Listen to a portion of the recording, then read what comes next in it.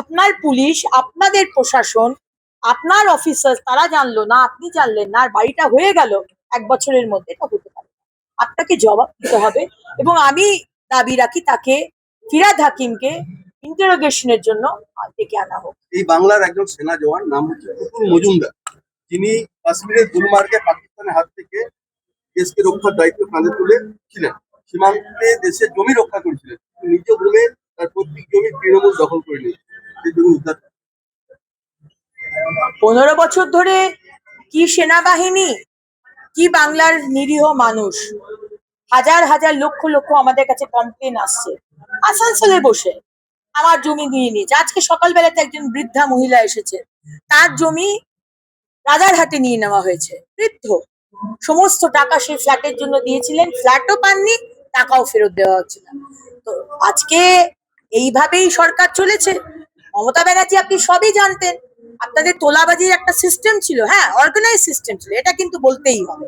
কোন এলাকায় কে তোলাবাজি করবে, কত টাকা সিন্ডিকেট চালাবে, কোন কোন পুকুরগুলো বোঝাবে, এগুলো সব আপনারা করেছেন। আর যা আপনারা মানে নোংরা করে দিয়ে গেছেন, বলতে গেলে পায়খানা করে রেখেছেন, ওই পায়খানা পরিষ্কার করা আমাদের পক্ষে খুব অসুবিধা হয়ে যাচ্ছে।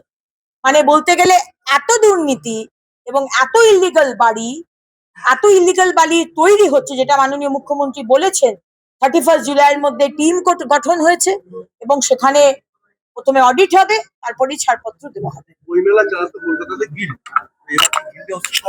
সংঘ পরিবার, সেটা বলতে পারবো না, এই বিষয়ে আমার কথা হয়নি। মাননীয় মুখ্যমন্ত্রী দেখবেন অবশ্যই বিষয়টা। ওবিসি সংরক্ষণের যে বিল, তার কোনো সংশোধন হবে বলে মনে করছেন? কারণ আগের বারে প্রচুর অভিযোগ উঠেছিল আগের সরকার। এই বিষয়টা নিয়ে আমাদের এখনো মাননীয় মুখ্যমন্ত্রীর ক্যাবিনেটের সাথে কোনো কথা হয়নি বলে আমরা জানাবো।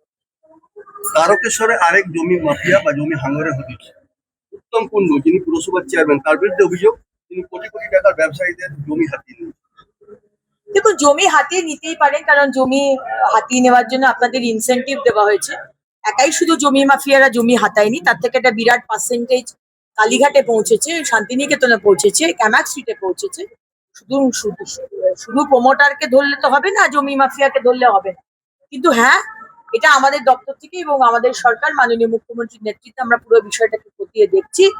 যদি ঠিক করা যায় আমরা সময় দেব, আর যদি না ঠিক করা যায়, আমরা ঠিক করেছি বিরাট অঙ্কের একটা কম্পেনসেশন আমরা লাগু করবো।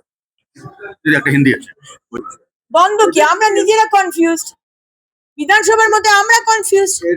এরপরে আবার প্রতীক নিয়ে টানা হিংসা শুরু হয়ে গেছে। গতকাল 4টে থানায় ঋতব্রত পন্থীদের বিরুদ্ধে অভিযোগ দায়ের করেছে কালীঘাট তৃণমূল। তাদের দাবি হচ্ছে অন্যায়ভাবে তাদের প্রতীককে ব্যবহার করা হচ্ছে। অন্যদিকে আবার ঋতব্রত পন্থীরা নির্বাচন কমিশনে চলে গেছে তথ্য জমা দিয়ে যে তাদেরকে প্রতীকটা দেওয়া হোক।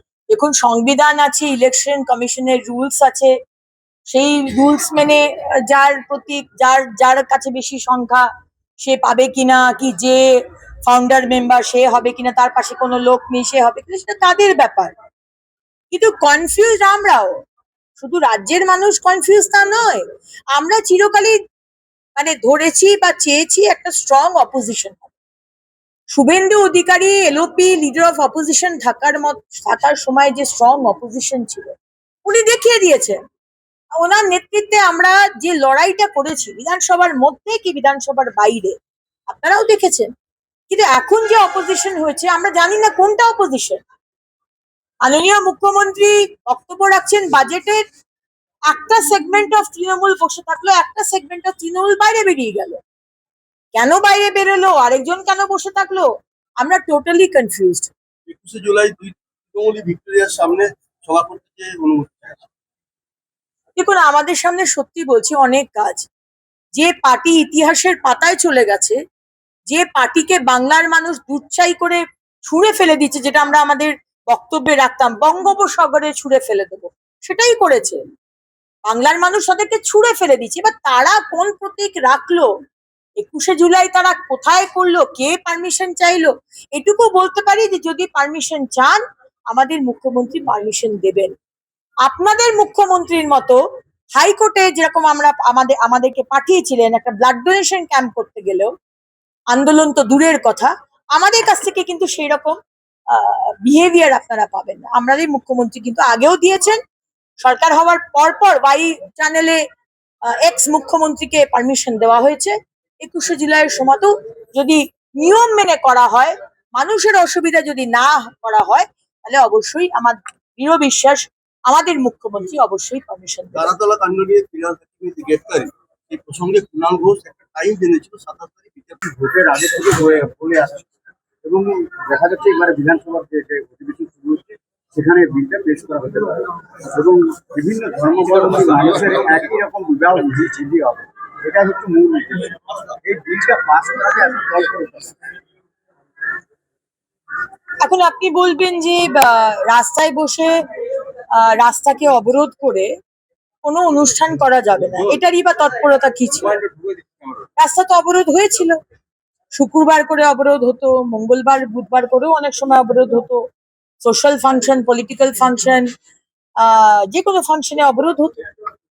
আপনি বলবেন যে মাইক যে বলেছেন মুখ্যমন্ত্রী 50 ডেসিবেলের উপরে মাইক বাজানো যাবে না, তো সেটারই কি তাড়াহুড়ো ছিল? কোনো তাড়াহুড়োই ছিল না, কোনো কিছুকে তো তাড়াহুড়ো নেই, কিন্তু তাড়াহুড়ো আছে। যদি রাজ্যটাকে ভালো করতে চাই, সুস্থ করতে চাই, ইরেসপেক্টিভ অফ আপনার কি রিলিজিয়ন, কি ধর্ম, আমি একটু সুন্দর করতে চাই, আমরা একটু সুন্দর করতে চাই, মাননীয় মুখ্যমন্ত্রী একটু সুন্দর করতে চাই। আমরা চাই সমস্ত মানুষ, তাদের জন্য সমান নিয়ম হোক।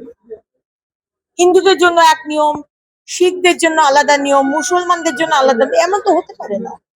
আমাদের প্রথম পরিচয় আমরা ভারতীয়, তাই এই বিলটা আনাটা অত্যন্ত দরকার। এবং তার সাথে সাথে আরেকটা বিল যে আসছে, যেখানে গুন্ডা দমন বিল।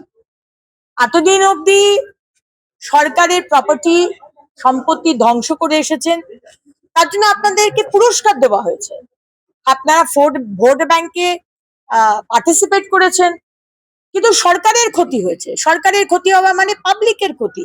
সরকার বলতে তো পাবলিকের টাকা দিয়ে সরকারের জিনিসপত্র কেনা হচ্ছে, আর সেখানে গিয়ে স্টেশন জ্বালিয়ে দেওয়া হচ্ছে, পাথর মারা হচ্ছে, বন্দে ভারতে পাথর মারা হচ্ছে, রাস্তায় ট্রেনের লাইনগুলো উপড়ে ফেলা হচ্ছে, অ্যাক্সিডেন্ট হচ্ছে।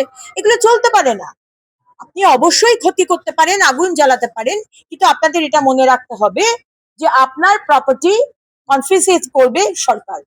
আপনার বাড়ি, আপনার জমি, সোনা দানা যা থাকবে, আপনি যতটা করবেন, এক্সট্রা আমরা নেব না, কিন্তু যতটা করবেন ক্ষতি, তার ঠিক মূল্য ধরে আপনার সম্পত্তি আমরা নিয়ে নেব।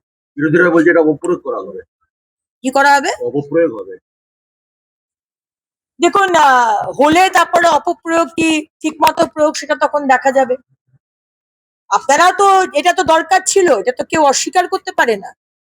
আজকে বলা হচ্ছে যে গুন্ডা, আমি এটাও শুনলাম, এটা আমি এক্সাক্ট বিলটা পড়িনি এখনো, যে গুন্ডা ক্রিমিনাল, মানে একদম সেট গুন্ডা, আপনার সমাজ বিরোধী নাম আছে, তারা এখানে থাকতে তাদেরকে দেওয়া হবে, তাদেরকে এলাকার বাইরে থাকতে হবে। দরকার, তারা যদি এলাকাতে না হয় থাকে, তাহলে সমাজ বিরোধী কাজ হবে না। সুতরাং এগুলো আপনারাও তো ইমপ্লিমেন্ট করতে পারতেন, কিন্তু আপনি কি করেছেন? এই সব লোকেরা যারা ধ্বংস করেছে সরকারি প্রপার্টি, আপনি তাদের দিকে ছিলেন, আর আপনি বিএসএফ কে গালাগাল দিয়েছেন, এনআইএ কে গালাগাল দিয়েছেন, ইডি কে গালাগাল দিয়েছেন, প্রধানমন্ত্রী, রাষ্ট্রপতি, স্বরাষ্ট্রমন্ত্রী, কাউকে বাদ দেননি।